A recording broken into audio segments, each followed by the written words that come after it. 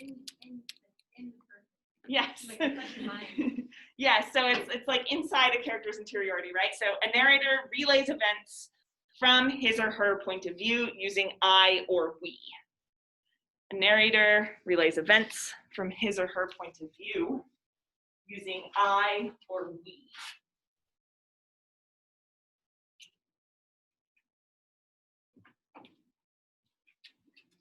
All right, so why would a writer choose to write from a first person style rather than a third person style? Carly? So one of two things. It could either be because like they want to get like the reader a little bit closer to the character. Okay. Like, just in general. Yeah. Just like because like you feel like you're in their mind, so it kind of feels like more personalized. Or it could be because like there's something ongoing like with the other characters that this character is a part of, and the narrator and the author doesn't want you to know about it. Okay, so it could be a kind of like a way of creating suspense then, because we're stuck in one character's mind, and so we have to figure out other characters, and maybe we can't, right? Okay, so, and if you narrow the point of view down so small, narrow it down so much that the one character is the only person that we're stuck inside, we do get to know that character a whole lot more, but it's at the expense of other characters, right? We don't get to know them as much, maybe. And we only get everything filtered through this one point of view. So that kind of leads sometimes to biased narration or an untrustworthy narrator, right? Like somebody, like we kind of decide, is this somebody that we can fully trust and fully trust their opinions? Yeah, like Great Gatsby. Yeah, exactly. And that kind of biased narration, usually in first person, no matter what, you're going to get some bias, right? Because everything's filtered through your own paradigm. And so that's kind of what they're going for a lot of times, is thinking about bias and thinking about how it affects storytelling. And I think that had really great effects in As I Lay Dying, where we're like, I don't know, can we trust Darrell? Is he crazy? Has he been crazy the whole time? What does that mean for the rest of the narrators, etc.? Okay, a participant narrator is a first-person narrator who is a character in the story, the central character in a story usually. So this is called a participant narrator, and it's a first-person narrator who's a character in the story. So this is somebody who usually is the central character in the story. They're like, everything is happening to them and they are telling us about it. I would say like 80% of young adult fiction is first person participant narration, where it's like, it wasn't, well, now I'm confused. Was Hunger Games from a first person? I can't remember. Yes. From Katniss's perspective? Okay, so Katniss is the central character in the story. It's a first-person perspective. Oh yeah, because I remember you have to hear all about the love triangle, which I did not care about. It's like, there's a war going on, girl. Why do you care about these boys? Anyway, there's everything's filtered through her point of view, right, as the main character. Okay, an observer narrator, though, is a narrator who is either a minor character or yeah, it's actually just a minor character. An observer who is a minor character, not directly involved in the action. So kind of like the Miss Peabody in Who's As I Lay Dying. Oh. Like, would that count? Yes. Yes, it would count. I mean, he's such a minor character. I didn't remember him.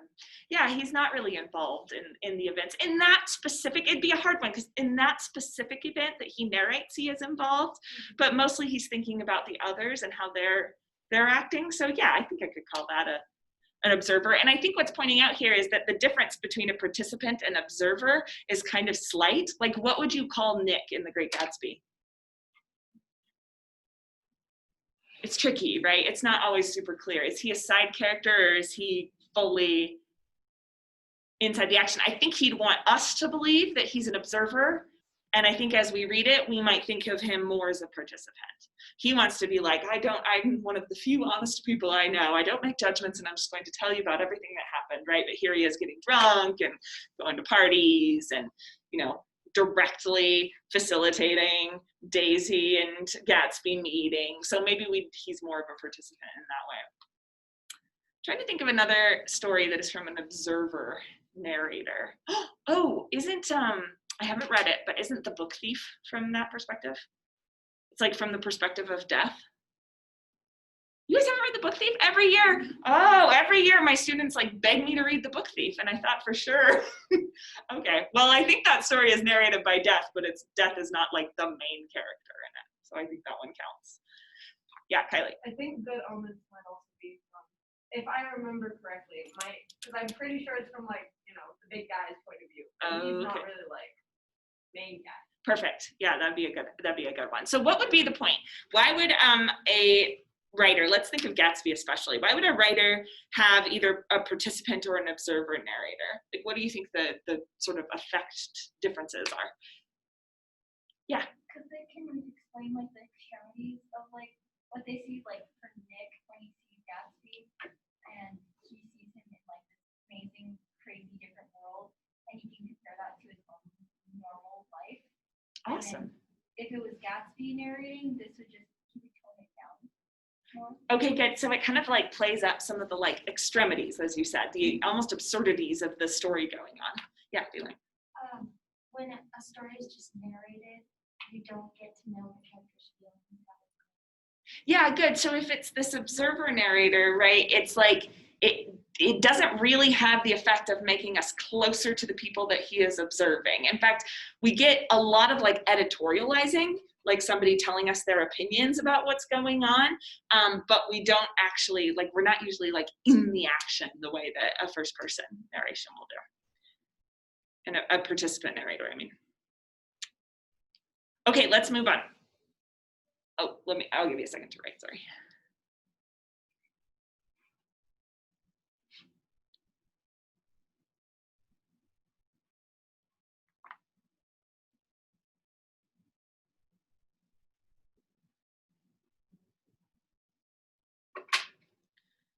Okay, stream of consciousness narration. We talked about this with As I Lay Dying. Let's actually write down the definition in a place where you can have it.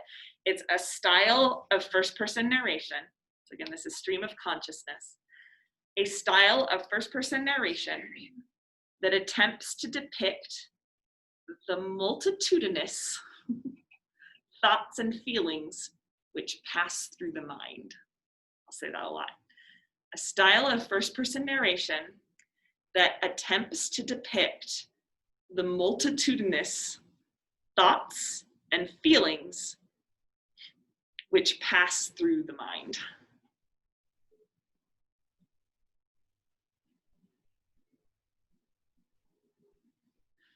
So you guys remember when we did that free write exercise and then we kind of compared that to the style and As I Lay Dying? That's supposed to be what stream of consciousness represents. It's supposed to be, rather than telling us a story, it's supposed to be this direct representation of how the mind actually thinks. So we get then characters as diverse as Vardaman and Cash because they have these different patterns of thought. Right? So why do you think a writer would choose to do that style? Obviously, like, we get inside their heads, right? But why do you think, because it always clutters up the narrative. It always makes it like really hard to understand when someone does stream of consciousness. Yeah, Brooklyn. I think kind of what you were saying about how it creates character contrast. Yeah. Like how if we were to reread like As I Lay Dying and if the section headers weren't there saying who it is, like after a point you'd really be able to tell whose style is whose and kind of pinpoint. Yeah, I'm really glad that characters' names are there because it helps me a lot as a reader, but I do think that that's true. Even if you had never read it before, you would start to understand that these are different characters and who's kind of who. Yeah. Another thing is like sometimes like if it's from an older time, people talk differently, like the slang is different. Yeah, okay, so then you kind of get like the context of the situation filtered through their minds, right? Which I think can do a lot to create setting, even as it's creating consciousness then. Yeah, awesome. Ali Rose, did you have something that you wanted to add? I can't remember the word, but I think it's like character study, like a study of like how humans work, and so to depict the exact thoughts of the exact time of this particular person. It gives them more of less of a character in the story, but a person with like a life. Yes, I like that. So it's like, rather than romanticizing their life, you know, rather than fitting it into a plot, it seems to be more honest then to who people actually are. I really like that word multitudinous in the definition, because it kind of shows how our thought processes can be contradictory, and how we don't have to be these, I mean, this is what As I Lay Dying is all about, right? We don't have to be these completely consistent, solid characters. We can actually be more complex than that in stream of consciousness. Okay, an epistolary novel. This is a literary work in the form of letters. So first person narration is directed towards a specific recipient. So literary work in the form of letters. The first person narration is directed towards a specific recipient.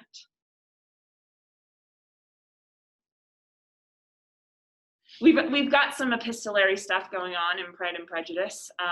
We get Darcy's point of view, right? We've heard so much about what a careful, like good writer he is, and then we get his point of view that sort of explains the events of things. And usually epistolary novels will set up then the difference between characters, the contrast between characters, and also the way that it exposes their biases then, right? Because we see each character's perspective and they're sending letters back and forth. And so we're kind of seeing the limits that each character has too. And then we talked about how that epistolary form kind of creates this gossipy kind of feel, like everyone's just talking about each other and they're sending letters back and forth about each other. So it also has that kind of effect.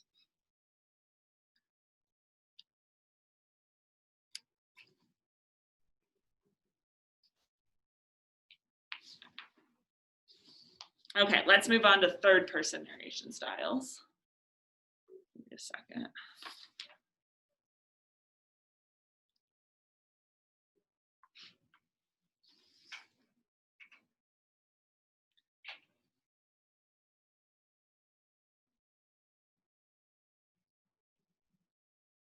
All right, third person narration is the opposite first person. I know this is a term that you've heard since elementary school. So narrator relays events using he or she. And this person is not a character who participates in the plot. Narrator relays events using he or she, not a character who participates in the plot. However, that doesn't mean that a third person narrator is objective. I think it was really helpful when I started studying literature to remember that the narrator is always a character. They might not be a character who participates in the plot, but they are still a character, and the narration style forms their character. And even if they don't use I or we or she, we still get a sense of the narrator's character by what that narrator chooses to include in the story and omit from the story. I guess it's not omit because, you know, the story's on paper. Anyway, and I think that's really helpful because that's how we start to understand critique, and how we see that a narrator is offering critique of what's happening in the story, that we don't just need to read it and decide that everything is filtered through the author's perspective, because the narrator is sometimes different. I mean, has different opinions even than the author actually does. And so it's more complicated than just, this is the truth, this is what really happened. Yeah, Ellie Rose. Like Princess Bride. Yes, a lot like The Princess Bride. Yeah, it's like it's first person in some sections. Oh, no, not in it is in the movie.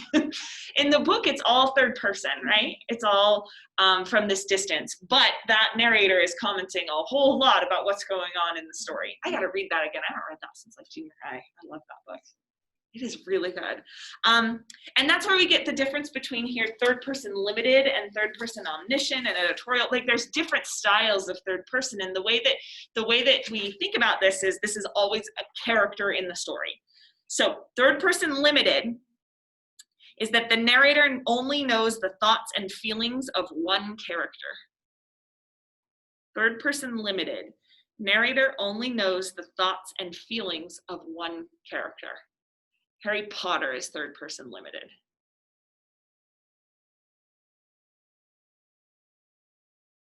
So we're stuck inside Harry's head, whether we want to be or not. I just recently listened to all those audiobooks and I was just like desperate to get out of Harry's head by the end of the thing. He's one of the more annoying characters in the books. I wish that we were in, I mean, it'd be really funny to be in Ron's head the whole time. Like, what's Ron thinking about? But no, we're stuck with Harry, right? So what's the effect of being limited to one character, but still remaining third person? You're not first person. Hey, Sam. Hello. Why would an author choose to do that, let's say, instead of being inside everyone's head? Yeah. It makes it feel more first person, but like without actually being first person. I don't know, you kind of start to think about it and then like you're like, oh wait, is this in first person? You're like, no. And so it's still kind of like a little bit less, I don't know, it still is kind of biased, but it's a little bit less like emotionally wrapped up in their head. It's not like stream of consciousness. It puts some distance, but it's also you're more involved in like more rooting for that character. I love that. Yeah, that's a really good effect right on. Yeah, Brooklyn. And with that, I feel like it also creates a lot of like sympathy, I guess, like the author. Like I know with Harry Potter, I always think of like the Dursleys and how it doesn't always, like, since it's not from Harry's point of view, it's like he could be like thinking back like threats and stuff at Dudley, but like most of the time it's just focusing on like all the stuff that they do to him and how they treat him. Yes. And it kind of like, while it still has some of his thoughts and stuff, like it kind of leaves you to fill in that space for yourself, like, oh, if I was that way, then I would feel like this, and it kind of creates like that unknown kind of creates a sympathy too. Yes, absolutely. So instead of having to be totally stuck with his thoughts, where we know everything that he's kind of going through because of first person, I love what you said about how not knowing the thoughts, but knowing that things are sort of filtered through his interiority a little bit gives us that sympathy, both the distance and the closeness to him. These kind of stories, I think, are the ones that lend themselves most to fan fiction, like because everybody wants to get inside everybody else's head and explore what that might be. Like, I would love to read some Dudley Dursley fan fiction. Has anyone read that? No, I'm sure it's a thing. Oh man, I'm sure everything that could be fan fiction is fan fiction, right? And not all fan fiction is sexy fan fiction either. Yeah, no, I'm saying fan fiction. Like, I think it'd be really great to get McGonagall fan fiction too. Like, and her just like going about her day, because she's my favorite. She's just like, Professor McGonagall gets a new haircut. You know, that's the fan fiction that I'm gonna write, and no one notices because it's under the hat, and she's sad about it. Well, yeah, if I weren't lazy, that would be the answer. But why don't you write it, and then I'll read it. Okay. Okay, thank you. Okay, third person omniscient is kind of the opposite of that. It's the narrator knows, oh, is that on the other page for you guys? Yeah. Okay, but it's there, right? Yeah. All right. The narrator knows the thoughts and feelings of all the characters.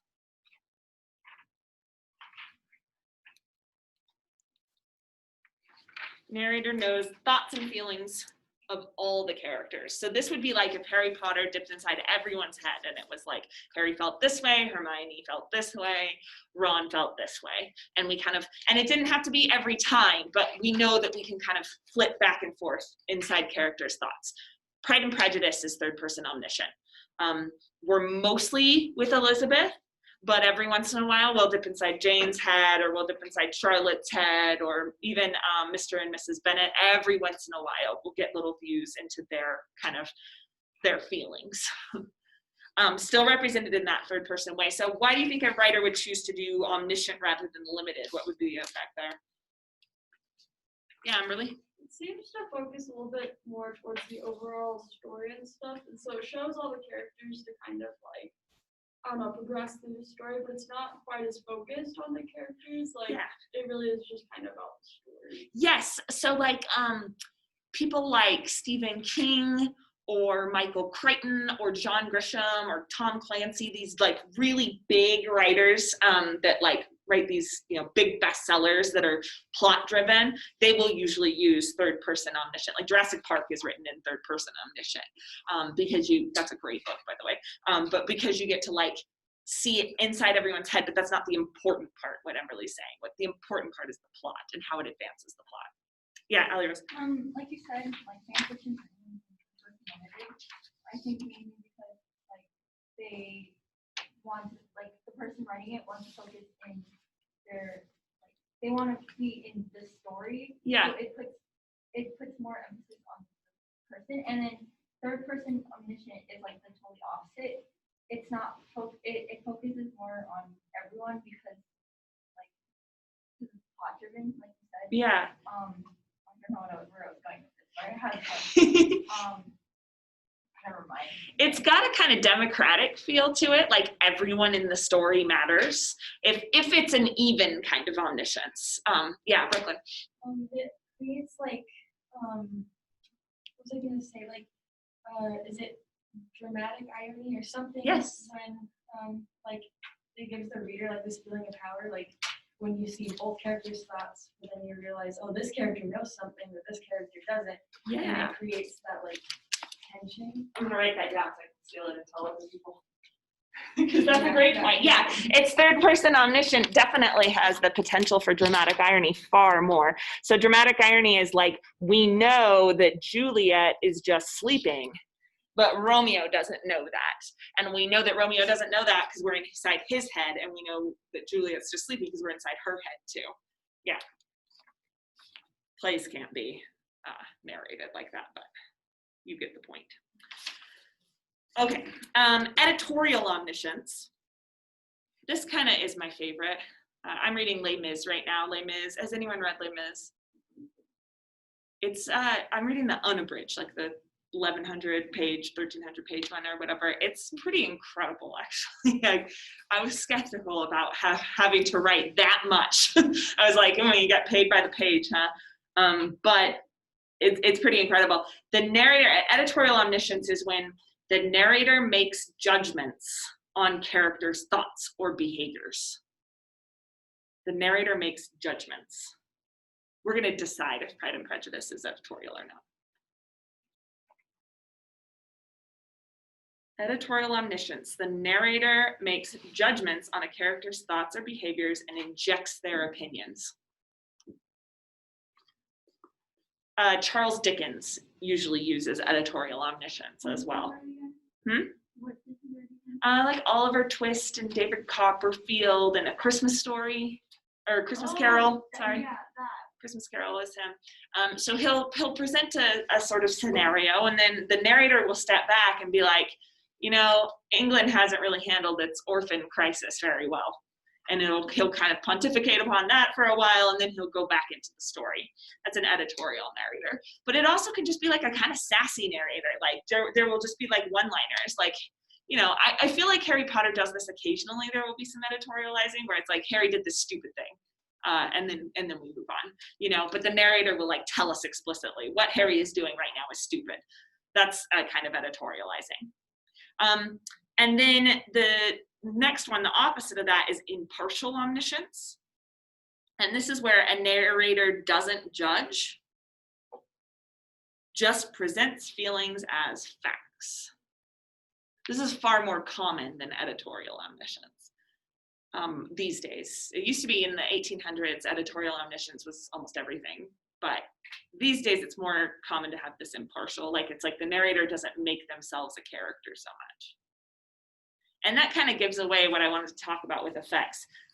With editorial omniscience, the character of the narrator is kind of obvious. Like they really stand out as a character because basically it kind of becomes a first person narration where we hear inside the narrator's thoughts and what he or she thinks. And then we get back to the story and it kind of now feels like the narrator's almost participating in this thing. There's still a difference between that, but he does become a character that we know we're supposed to analyze at that point, that we're supposed to see everything filtered through a perspective. Whereas impartial omniscience, it's almost like, it's like documentaries. Actually, this reminds me of documentaries. So like a documentary where there's a voiceover from the documentarian that tells you about all the things that they're experiencing, something like Catfish. Have you guys seen that documentary, Catfish? Oh, it's pretty awesome. It basically invented that term, catfishing. And it started that whole like craze of TV shows about catfishing. There's a documentary about it. And the documentarian has, actually that'd be more participant. Shoot. Well, if the documentarian has a voiceover, Ken Burns documentaries that they have voiceovers, they give a kind of editorial omniscience. Impartial omniscience is when the documentary is just talking heads or just images from the news, and we're supposed to piece it together. There we go. It's a messy thought Like process. with David Attenborough. David Attenborough gives opinions. He'd be editorial. Because here he is, he's like sort of saying like, he guides us so that we feel certain sympathy for certain characters and others, right? I'm trying to think, I know a lot of documentaries that don't have that, like there's a movie called Wings of Migration that there is no narration, but I can't quite think of one that's popular. There's this one I used to watch. I think it's editorial on this something. It's called Blue Planet. It's iconic and it's so Blue fun. Planet's beautiful. Yeah. It might be. Hold on. No, because I remember the guy was like, and a group of jellyfish is called a smack, which is probably what the scientists were on when they named it. That's perfect. Yeah, that's a perfect way of editorializing. Yeah. Or in Blue Planet, how much you hate the killer whales, the orcas. Like you just think of them as the monsters of it. That's because of a certain kind of editorializing that happens. Okay, let's move on. Objective narration is when a narrator does not describe any character's thoughts or feelings. Does not describe any character's thoughts or feelings. Now, why do you think a writer would choose to do things objective narration style?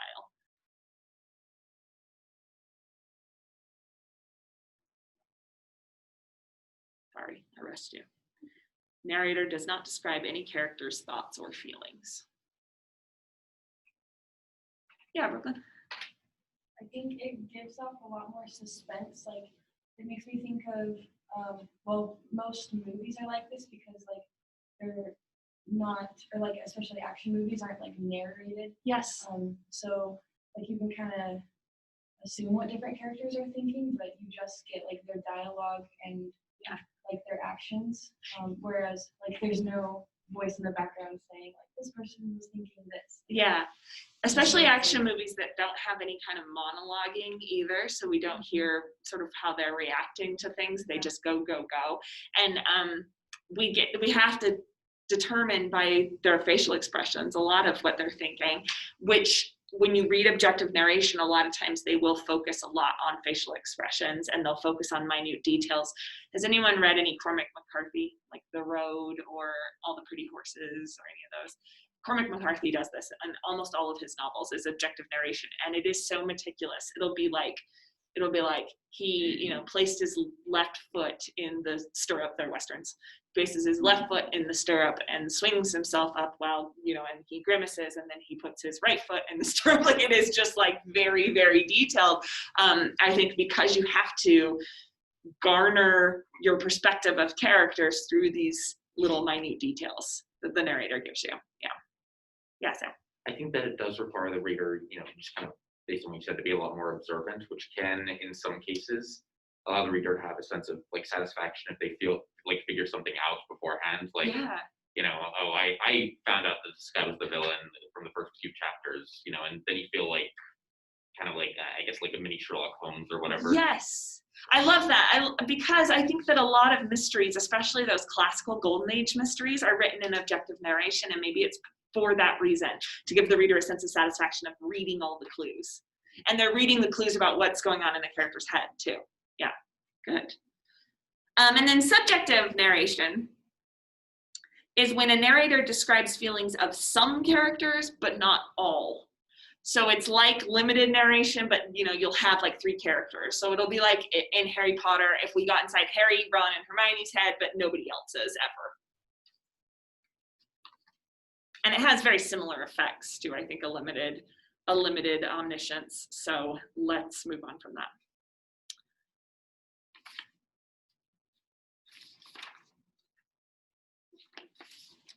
So narrator describes feelings of some characters, but not all. That's subjective narration.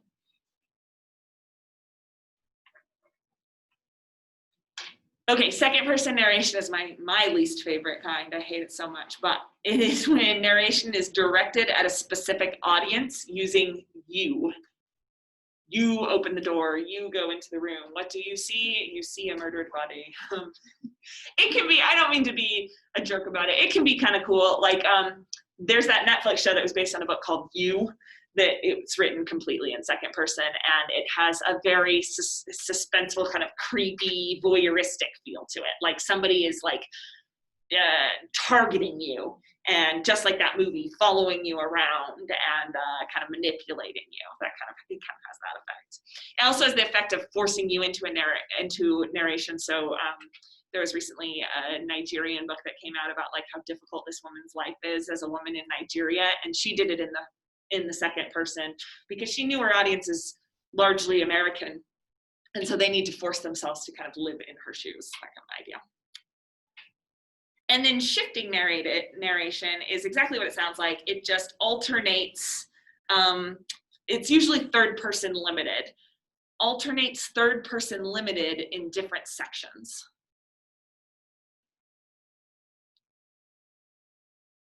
But I think we can call As I Lay Dying shifting narration too, if we shift between first person point of views. So I think shifting narration is just, we shift between different narration styles, you know? Officially though, I wanted to give you the definition. Officially alternates third person limited in different sections. But you will hear shifting narration referred to any kind of narration that shifts between different styles.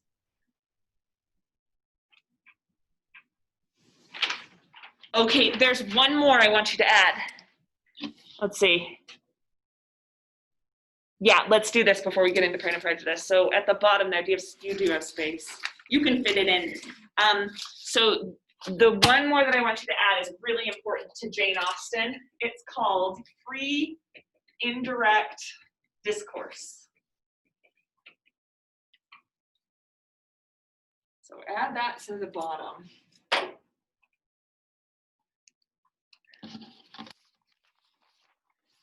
Free indirect discourse is when it's third person narration that seemingly slips into a narrator's consciousness. Third person narration that seemingly slips into a narrator's consciousness.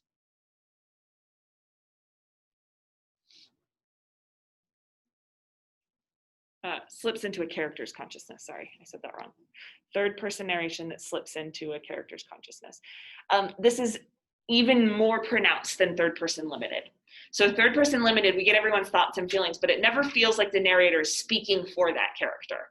Free indirect discourse is like one step further, where suddenly it seems like the narrator is almost like taking on a different character for a second, like she's become possessed by the character and is speaking the character's words, and then slips back into just regular third person limited. So it's like a really tight connection between what the character's thinking and what the narrator's saying. So let's pull out Pride and Prejudice now.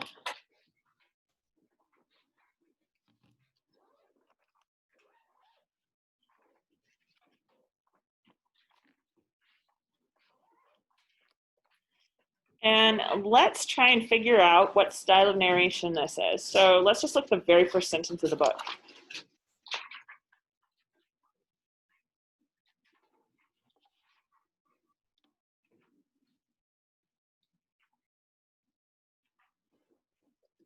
It is a truth universally acknowledged that a single man in possession of a good fortune must be in want of a wife.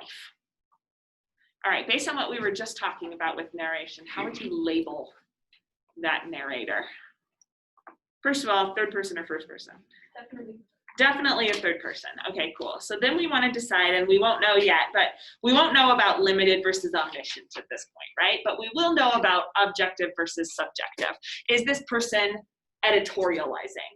in the first line of this. And you're nodding. Why do we think it's editorializing here? What feels like is not objective here, that it's the narrator's opinion is coming into things. Yeah. Well, a very big part, like, the hook of the book is something that could, like, be objective. So, like, it's probably just this person's own opinion, and maybe not everyone's. Okay. What they're saying is what everything. So what I'm hearing is, if you're calling it a hook, does it feel like the first sentence of this is a little argumentative then? Because usually when we use a hook introduction, it's for an argument, right? To pull your reader in so that they can't escape and they have to listen to what you have to say. So I really like that. This hook suggests then that there's going to be some kind of like argumentative statement. It's not like Elizabeth woke up one morning for the first sentence, which is just very straightforward. Instead, we start with a kind of opinion, or maybe even a controversial opinion. How do we know that it's an opinion, though? It says it's a truth universally acknowledged. Yeah, Dalen. It says must. Yeah. So it's like they're giving their opinion, like they must want a wife if they have money. Okay, good. So it's like basically she's then saying, I don't know why I always conflate gender with the author, even though I shouldn't, but this narrator definitely feels feminine to me. Anyway, where was I going with that? Okay, you said it, she says must, right? Okay, so it's like hang on, I'm getting it back. No, I lost it. So why does must, you tell me, why does must feel argumentative there, like it's an opinion? Because like if something happens, then like I would say my opinion on it, like, oh, they must have a lot of money if they just like that. Good. So it's like this judgment from the outside then, right? Mhm. She's not actually knowing what the rich men want, but she's like saying that this is sort of a judgment I and other people make about men. Okay? Tell me else, what else feels editorializing about this? Is this a judgment that the narrator seems to agree with? Yeah. I think that just based on the wording, it is more kind of an exaggeration. Yeah. And because to say that something is a truth universally acknowledged and that it is absolutely necessary that a single man with a fortune, want a wife, like that's some logical axiom of the universe, doesn't really make too much sense, and I doubt, the author or the narrator here wouldn't really recognize that. So Wait, say that last part again. What do you mean by that last part? So I think that the author would recognize that is, sorry, I kind of did a double negative there, but that they would recognize that is kind of hyperbole. Yes, good. So we can tell that the author is kind of making fun of the idea a little bit then, right? Because if she's using exaggeration here, exaggerating what everyone feels and saying things like it is a truth universally acknowledged, like every single person believes this, that a rich man wants a wife, and that it's must, to go back to Dalen's point, like he must be in want of a wife. Like I am kind of taking in, the opinion is that like you consider all the evidence and you come to the very like secure conclusion that this guy wants a wife.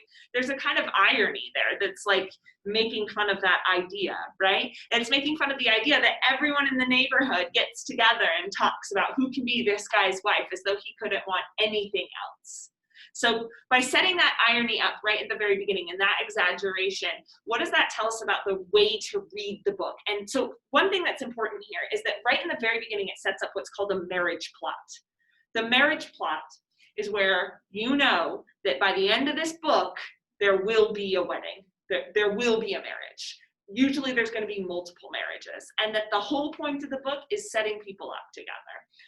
Marriage plots still exist, but at this time when women writers were writing in 1813 or whatever, in the 1800s, the marriage plot was all the craze. Like we talked about how the novel didn't have the sort of prestige that it now has, and so a lot of books were like romances or romantic comedies.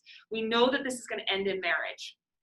So how does the narrator set us up here to interpret those marriages?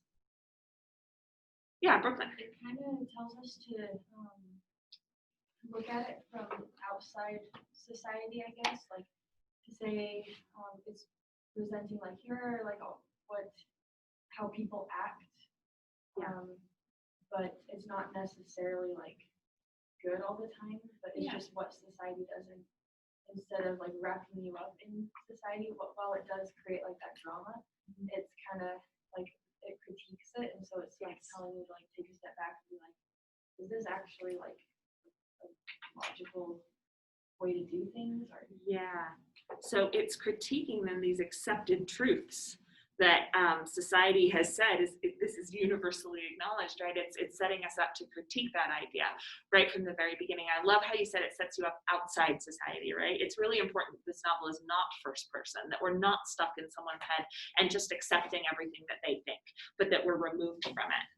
Angelina, and then to Kylie, and then to I think it's also like kind of like makes you notice the like ridiculousness of like the actions and like the thoughts of the characters. Like you're not like, oh, they're so amazing that you get to see like they're acting like ridiculous, but they don't need to act like that, you know. Yeah. So like that first thing of like making like making fun of like this truth is like also like notice how ridiculous these characters are too. Yes, and how ridiculous the plot itself is. Like it makes fun of the fact that it is going to be a marriage plot.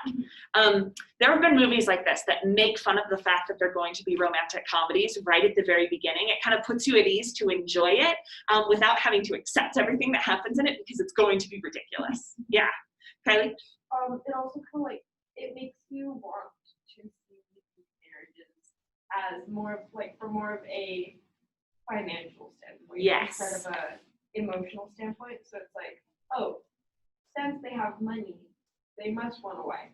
Doesn't care about emotions, money. Yeah. So what's important here is that it's critiquing the fact that everybody thinks that marriage is the end all be all. You know, that you can't be a complete person unless you get married. But it's also critiquing the fact that marriage has become so much about, or always was, about combining finances, you know, that it's a business merger rather than anything else. Yeah. And really? Yeah, I feel like it's critiquing all of those things, but like in like a kind of humorous way. It's almost like, it's very similar to how Elizabeth thinks of herself as thinking. Like she thinks that she's kind of on the outside of everything and just like thinking of everything, kind of like, I don't know, she's a very like jovial person, and so she just thinks that she's making all these like funny remarks on society, and so like while it's critical, it's also kind of like, I don't know, ironic. Yeah. And just like satirical. Yes, that's awesome. So this is our first sort of evidence that the narrator might be aligned with Elizabeth's perspective then, right? There's all sorts of evidence in this, but we need to decide, does this narrator also take that distance from Elizabeth? It seems to set itself up to say, yeah, I'm going to take this critical, this critiquing distance from what's happening in the story. And Elizabeth is going to do that too, but does that kind of critique then apply to Elizabeth as well? And that becomes really important here later. Okay. I think I got lots of ideas. I'm using ideas. I think let's move on. Okay, so then let's go to chapter 5.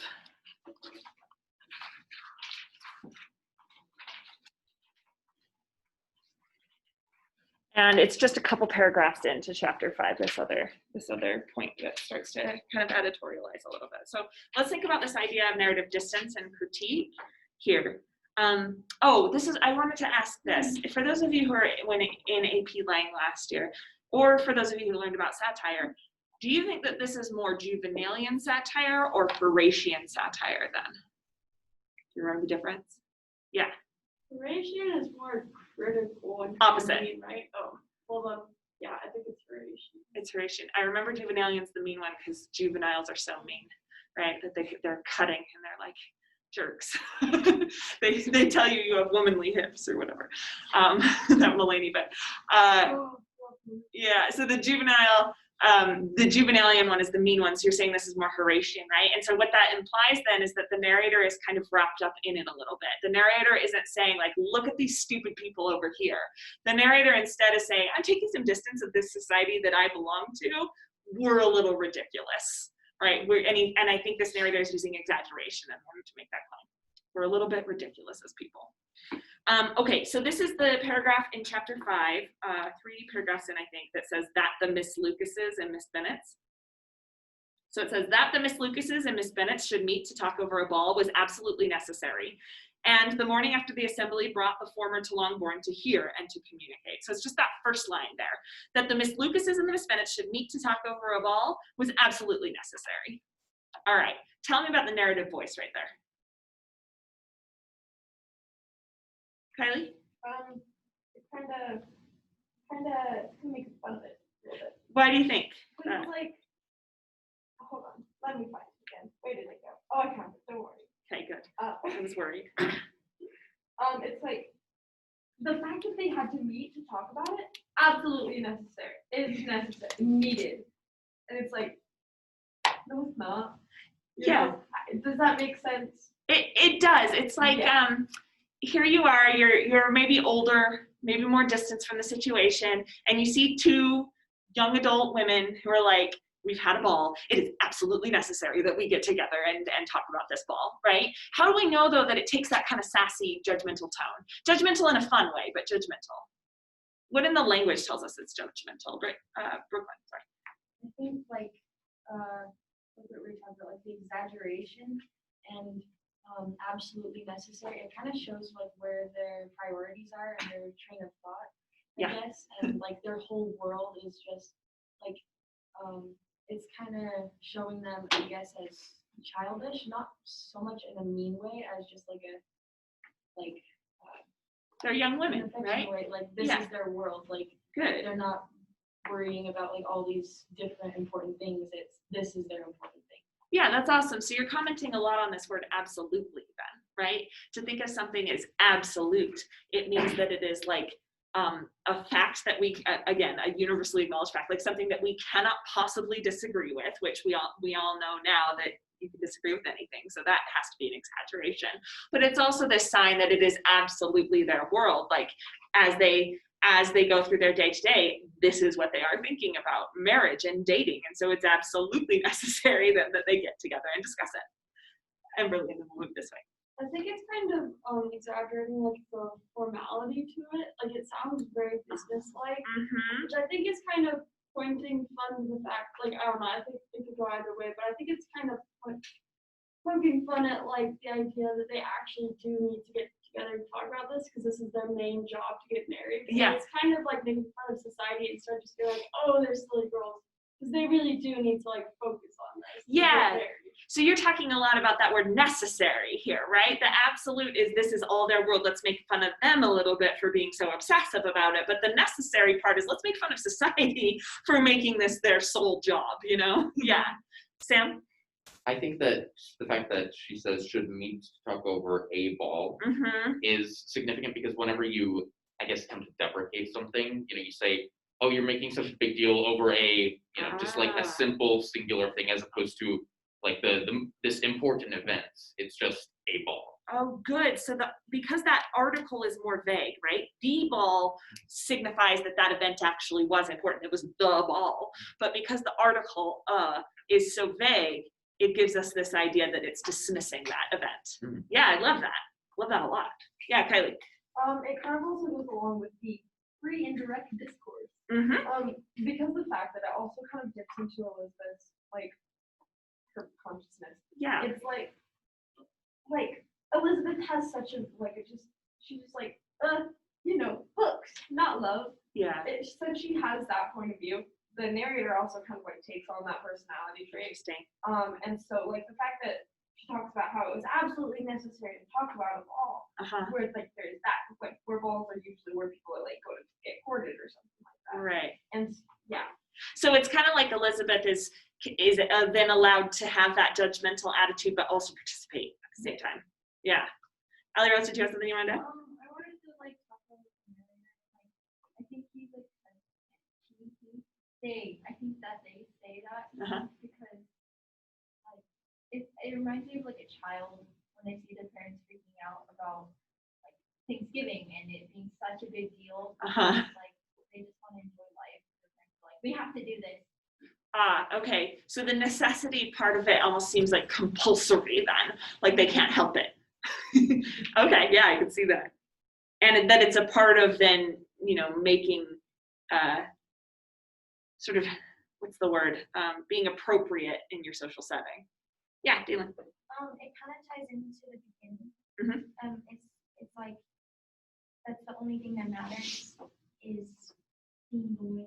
Yes, like it would be the only thing that matters to a married man. Yeah. And what I like about this though too is that it's kind of like it's critical of how both the genders then are interacting and how all the genders interpret those interactions. So it's not just silly girls, right?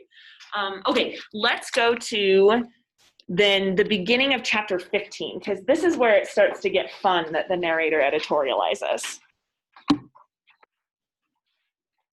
It is very clear what the narrator thinks of Mr. Collins. Not a fan, like the narrator has some judgments about Darcy and Bingley, I think. Bingley rents, and so he's flighty. Darcy owns and is rich, and so can be, prideful and a jerk, but the narrator despises Mr. Collins, and I think we could get a different narrator who maybe was a little bit nicer to Mr. Collins. Like it could be like, Mr. Collins, unfortunately, inherited this property and put him in a difficult position. He's doing his best to be a good priest, but that's kind of a thankless job, et cetera, et cetera. But no, this is how the narrator describes Mr. Collins at the beginning of chapter 15. Mr. Collins was not a sensible man, and the deficiency of nature had been but little assisted by education or society. So she was like, he was born stupid. And he had some education and some society, they only made him worse. The greatest part of his life, or little assisted, I guess, the greatest part of his life having been spent under the guidance of an illiterate and miserly father, and though he belonged to one of the universities, he had merely kept the necessary terms without forming it at any useful acquaintance. The subjection in which his father had brought him up had given him originally great humility of manner, but it was now a good deal counteracted by the self-conceit of a weak head, living in retirement, and the consequential feelings of early and unexpected prosperity. A fortunate chance had recommended him to Lady Catherine de Bourgh, when the living of Hunsford was vacant, and the respect which he felt for her high rank and his veneration for her as his patroness, mingling with a very good opinion of himself, of his authority as a clergyman, and his rights as a rector, made him altogether a mixture of pride and obsequiousness, self-importance, and humility. All right, so what language in this, besides even the obvious language, what language lets us know that this narrator is not being, I don't want to say totally unfair, it's a perspective of Mr. Collins, but not really considering things from his point of view. Definitely editorializing on this Mr. Collins fella. Yeah, Amberly. Just the structure of it all, how it's listing all these bad things, and then at the very end, after this long list trying to kind of pin him down, it's just altogether he's a mixture of pride and self-importance and humility. It's just I don't know, just that word altogether kind of it's he can completely sum up his character through these words. He's nothing else. This is just him. I love that. It's kind of this dismissive thing then to say that, right? To pin someone down. And, that does remind me of Elizabeth again. That's Elizabeth's kind of MO when she's meets somebody, she kind of takes them in, she thinks about, what they're like, and then she says, okay, this guy's, prideful and a jerk. And I'm going to base my opinions now on his jerkiness from here on out, altogether. How else do we know that this is kind of a biased perspective then? Yeah. I think it's completely ignoring the implications of really the things that it actually talks about, which is his upbringing, his circumstances, things outside of his control, which have led him to form the character he has. And it just, talks about that, but it doesn't draw any substantial conclusions from it. Yeah. Other than that he's a bad guy. Yeah, basically it's his father kept him in humility, which to me signals a kind of mental abuse at least, right? That this dad is you're nothing or whatever. And yet the narrator kind of shoves that inside and says, you can make of your life what you want to. And Mr. Collins hasn't done good with that, with this character. He hasn't become an interesting person or a smart person. And do you guys know what obsequious means? Obsequiousness is it's kind of like being a yes man, like pandering to somebody. So it's like, no matter what they say, you're like, oh, you are amazing. I wish I could be like you someday. And so this mixture of pride with obsequiousness creates this contrast in his character that's very unbecoming, because you like never quite know how to read what he's telling you. He just seems insincere and inauthentic all the time. Okay, so I just wanted to point that out to you, show you that there's like this, these moments of like severe judgment. Then I also want to look at the free and direct discourse a little bit more carefully. So let's look at the end of chapter 22.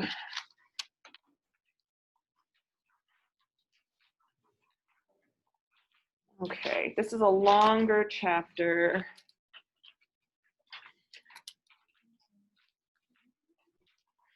It's the very last, like the very end of chapter 22 though. When you get there, XXII, when you get there, call out the number for the school copy. 115. 115. I gave you the wrong copy of that. Let's trade at the end of class. Because that copy, it's so awful, the margins. Do you hate it? Oh, okay. Well, you could keep it if you want to keep that. Okay, at the end of chapter 22, Elizabeth has found out about her best friend marrying this guy. You guys have not been in this situation, right? Well, maybe you have, your seniors. I feel this happened to me when I was a senior. My best friend married a guy that I like could not stand. Has anyone had that happen yet? It will happen. So someone like your best friend will never marry a guy that you think is good enough for her, or I don't know, best friend never, or girl, whatever. I keep like making very gendered pronouns, and in 2021 I'm aware of it, but I can't stop myself. Anyway, so my best friend married a guy that was awful, and she was only 19, and she marries this guy, so it's like, and they're still together for some reason, and you stop being friends with them. And Elizabeth has a kind of awareness of that. She's like, I don't know if we're going to be in as good of confidences now that Charlotte has moved away, and not just moved away, but she's moved away to be with this guy that, like, if I go visit them, I'm going to have to hang out with this guy the whole time. Like, I hate him. I don't want to do this, you know? And so she says here, she had always felt that Charlotte's opinion, so this is the last paragraph in the middle of the paragraph. She had always felt that Charlotte's opinion of matrimony was not exactly like her own, but she could have not supposed it possible that when called into action, she would have sacrificed every better feeling to worldly advantage. Charlotte, the wife of Mr. Collins, was a most humiliating picture. And to the pang of a friend disgracing herself and sunk in her esteem was added the distressing conviction that it was impossible for that friend to be tolerably happy in the lot she had chosen. All right, now part of that is just in a third person limited, and then you can tell kind of where it slips into the free and direct discourse. Where does it become free and direct discourse more clearly? Yeah, Brooklyn. I think where it says Charlotte, the wife of Mr. Collins, was the most humiliating picture. She was just kind of like trying to wrap her head around it, and it's like these very matter-of-fact sentences, and then all of a sudden it's like, how humiliating. Like, Yeah. It just kind of slips into like the shock. Yeah, and that word humiliating, that's stronger than any of the other words, right? It gives us this very clear tone. It feels a little exaggerated, like it would be if you first found out that your best friend married an awful guy. I always record when I say these things. I don't think she watches my videos, so that's good. Anyway, Charlotte, the wife of Mr. Collins, was a most humiliating picture. You notice how it kind of like switches almost into dialogue right there. It feels a little bit like she could say that out loud. That's a sign of the free and direct discourse there too. So we slip inside her head there. We also slip inside her head at the end of chapter 34. It doesn't happen all the time, but when it happens, it's a little bit like shocking. So this is like right after Mr. Darcy has revealed his feelings for her. And we get to hear how Elizabeth thinks. Let's actually just read that whole second to last paragraph. Oh yeah, someone call it out. End of chapter 34. Oh, you guys have parts though, huh? Yeah. Sorry, it's part 2, chapter 11. And then for Dalen, it's chapter 34.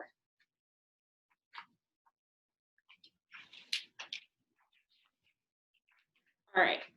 Did someone find it? Call it the page. 170. 170. All right, so it's the second to last paragraph of the chapter, and it starts the tumult. 169 then? 175. Oh, 175. All right, the tumult of her mind was now painfully great. She knew not how to support herself, and from actual weakness sat down and cried for half an hour.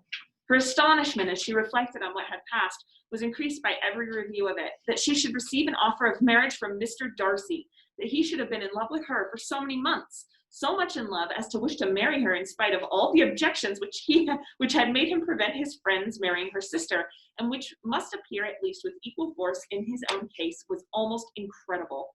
It was gratifying to have inspired unconsciously so strong an affection. But his pride, his abominable pride, his shameless avowal of what he had done with respect to Jane, his unpardonable assurance in acknowledging, though he could not justify it, and the unfeeling manner in which he had mentioned Mr. Wickham, his cruelty towards whom he had not attempted to deny, soon overcame the pity which the consideration of his attachment had for a moment excited. So in the middle of that paragraph, we get quite a long stretch of this free and direct discourse. Again, how do we know that this is free and direct discourse and not just third person limited? Allie Rose? I think a good example is what is pride to the abdominal pride. It doesn't have to say abdominal. Abominable. Abdominal, abominable. Whatever that word is. Yeah. It doesn't have to say that because it's a very strong word that talks about how like much Elizabeth hates him. Yeah. And using that word, it slips into her consciousness that she hates him.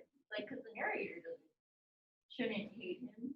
Because the narrator wasn't affected in this way. Yeah, we talked about the narration having a kind of distance, right? And here it doesn't have that distance anymore. Brooklyn? Where it kind of introduces her, like, train of thought as it's like her astonishment as she reflected on what has passed was increasing by every review of it, and that's when the narrator is kind of like stepping back and is like, this is what she was thinking about. Yeah, this is literally what she's reflecting, right? Yeah, and really?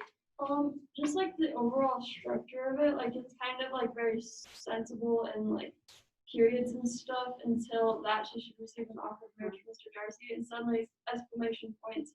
And then at least in my copy, it stops using capitalization for a while until the end of the page. And then she kind of seems to pull it back together into the normal narration, where like it was gratifying to have inspired unconsciously, just because it's like, I don't know, it's like very, I don't know, it's just a little bit. Yeah, gratifying sounds so minor. Yeah.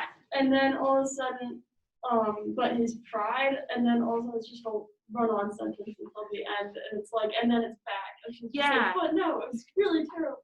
Yeah, we don't think of Pride and Prejudice having that kind of experimental grammar. That's an As I Lay Dying modernism thing, right? But here it is experimental. Those are sentence fragments, and then it uses these exclamation points in the middle of these sentence fragments, you know, and then without that capitalization. I think that's in everyone's version.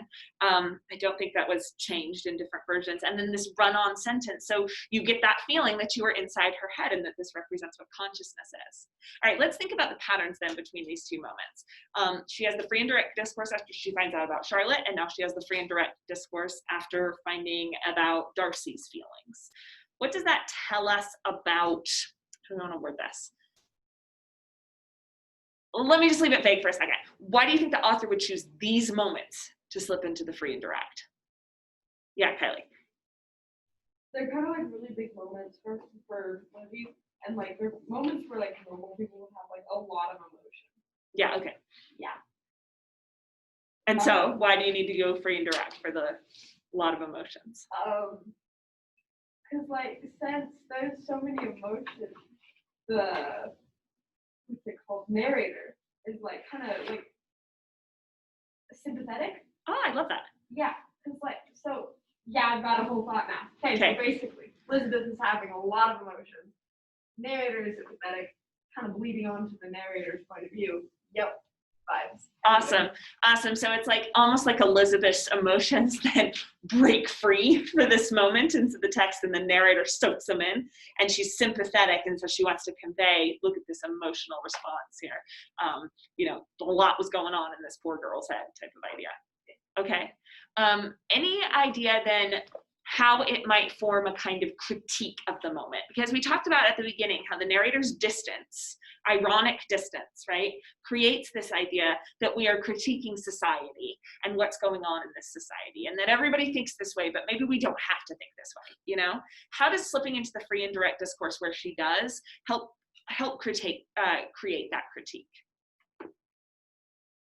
Yeah, Sam. I think it's kind of an ambiguous critique because it's both obviously critiquing, things that Elizabeth doesn't like, traits about Mr. Darcy and Mr. Collins and things like that. Yeah. But also it is criticizing her own viewpoints and just how incessantly she is, hating on these people and the like.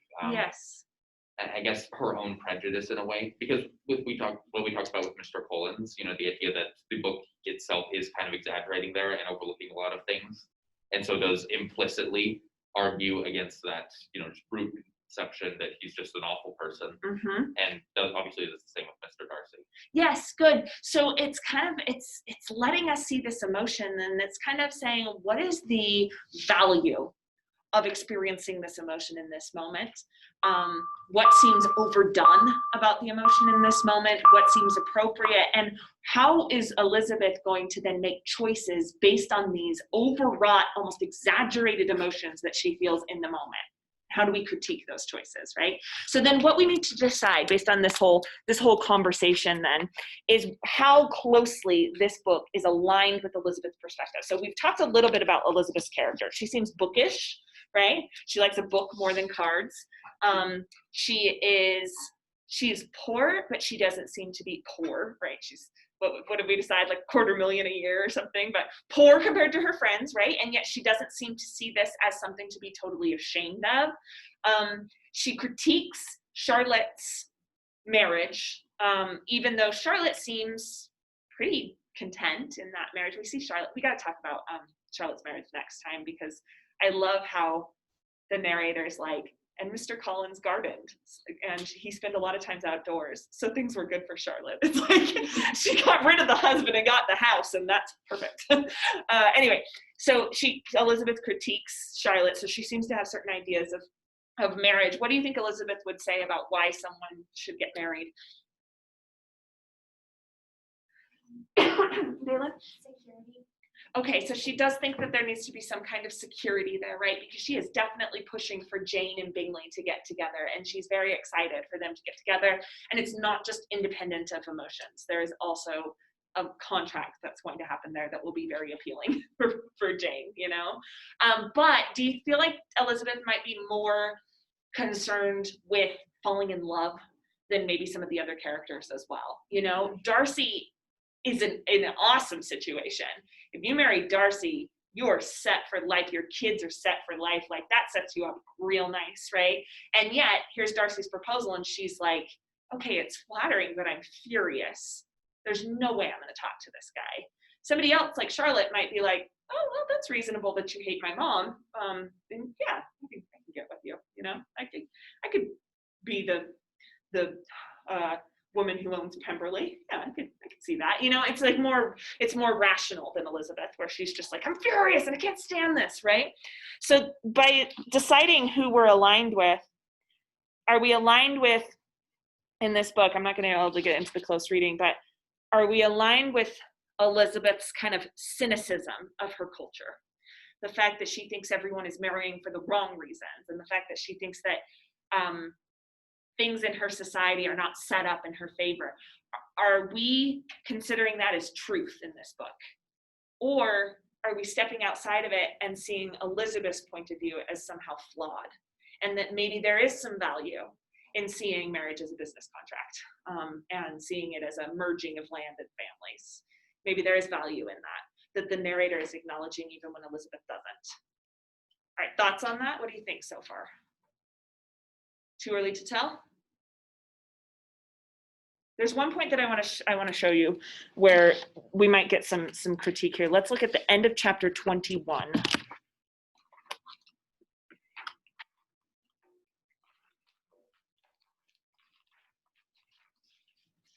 Reading this book is so pleasant, isn't it? Yesterday I was like all cuddled up with blankets reading about I was making love. a doily.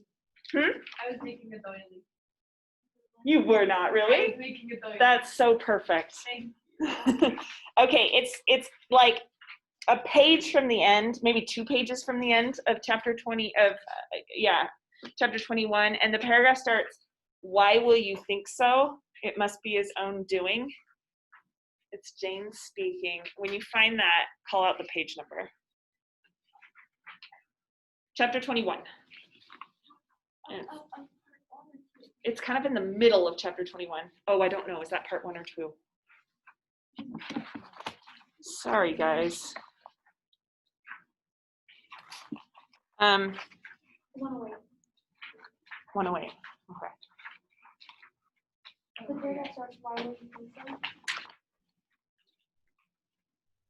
Why will you think so? Yeah. Okay, 108. When I got a better copy of Pride and Prejudice, so besides Dylan, which we'll fix that, is anyone else's books not in part 1 or part 2? Looks like, okay, we'll switch over to that. So I think that one is the same as yours. Okay. All right, so this is Jane and Elizabeth trying to interpret why Mr. Bingley did not come see her in London, which is so sad. You know, you're a few blocks away, you're staying at a place that's not that fashionable, and so there's lots of reasons that you imagine that he's not coming to see you. Like, is he so superficial that he just won't go into the fashionable part of town or the not fashionable part of town? Or is somebody like, does he actually hate me now? You know, it's just this really sad situation. And Jane's trying to understand it. And right before that, Jane says, "It is evident by this," added Jane, "that he comes back no more this winter. And it is only evident," wait, is this before she goes there? Sorry, I messed that up. This is before she actually goes to London. So she hasn't been rejected yet, except for Mr. Bingley has left, and they don't know if he's coming back. Yeah. And says, "It is only evident that Miss Bingley does not mean he should," says Elizabeth. So Elizabeth is like, Miss Bingley is the villain here. She is keeping you from Bingley because she wants you to marry Darcy's sister, right? Or she wants Darcy, whatever. "Why will you think so? It must be his own doing. He is his own master. But you do not know all. I will read you the passage which particularly hurts me. I will have no reserves from you. Mr. Darcy is impatient to see his sister, and to confess the truth, we are scarcely less eager to meet her again. I really do not think Georgiana Darcy has her equal for beauty, elegance, and accomplishments, and the affection she inspires in Louisa and myself is heightened into something still more interesting from the hope we dare to entertain of her being hereafter our sister." She's reading here from this letter. And she says, "Jane, what do you think of this sentence?" Skipping down, "My dear Lizzie," said Jane as she finished it, "is it not clear enough? Does it not expressly declare that Caroline neither expects nor wishes me to be her sister, that she is perfectly convinced of her brother's indifference, and that if she suspects the nature of my feelings for him, she means, most kindly, to put me on my guard? Can there be any other opinion on the subject?" And Elizabeth says, "Yes, there can, for mine is totally different. Will you hear it?" That's such a sisterly, like, are you even going to listen to me? "Most willingly. You shall have it in a few words. Miss Bingley sees that her brother is in love with you and wants him to marry Miss Darcy. She follows him to town in the hope of keeping him there and tries to persuade you that he does not care about you." And Jane shakes her head. Now, what we know now after what we've read, what's the real answer here? Why is Mr. Bingley left and not kind of checked in on Jane? Yeah. Mr. Darcy's persuaded him to not get involved with the Bennets anymore because of their financial burdens. Yeah, their financial burdens, and also just like how kind of like trashy or crass, let's say crass, their family is. Like, he doesn't like the mom, even the dad really doesn't like the younger sisters, right? So it's like, I don't want your families to get involved. So both of them then are reading the situation wrong, right? Elizabeth thinks that it was Miss Bingley. Jane thinks it was Mr. Bingley, who really doesn't like her, and both of them are misreading. And so we have to cut off. This isn't the only point in the book where people are basically close reading inside the book. where they're reading a letter and they're saying, what does he mean by this? It reminds me of when we text, you know, what does the period mean? Does that mean he hates me? You know, like, oh, he used the crying laugh emoji, which I hear is only for old people now. So what does that mean? Et cetera, et cetera. So like, they're kind of doing this here, and they are both wrong in their reading. So that kind of gives us a little hint moving forward about the level of critique we should have for these characters, you know, whether we should trust their interpretations or not. Okay, let's stop there. I meant to have you do like an activity and all this stuff with the entailments, but we'll do that next time.